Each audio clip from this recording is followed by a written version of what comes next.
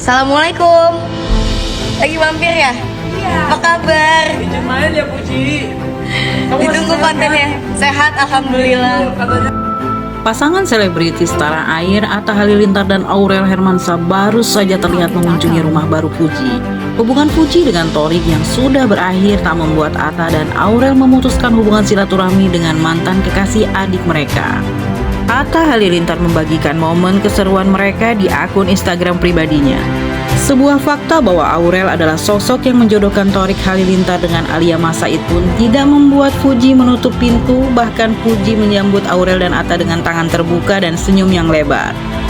Kebersamaan hangat yang terjalin antara Atta, Aurel, dan Fuji seakan menepis isu keretakan hubungan mereka. Terlihat tidak ada dendam di antara mereka, Fuji tetap tertawa lebar selama Atta dan Aurel berada di rumahnya. Tidak terlihat rasa canggung meski Atta adalah kakak dari mantan kekasihnya. Kehadiran Atta Halilintar di rumah Fuji disebut sebagai upaya agar tali silaturahmi tidak terputus. Tidak ada permusuhan meski mereka batal jadi saudara ipar. Dalam unggahan Instastory, Fuji pun mengabadikan momen kedatangan Atta dan Aurel ke rumahnya. Atta dan Aurel datang dengan outfit senada warna kuning, keduanya tersenyum ceria ke arah Fuji. Dalam unggahan lainnya terlihat pula Galaska yang juga ikut menyambut Atta dan Aurel. Mereka duduk di salah satu ruangan yang didominasi warna broken white.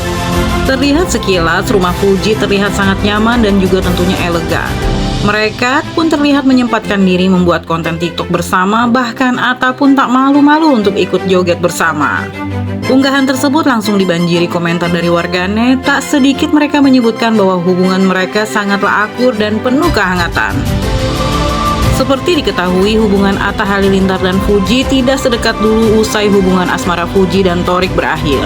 Dan bahkan Aurel sempat dihujat warganet lantaran memperkenalkan Alia Mas Said dengan Thorik Halilintar.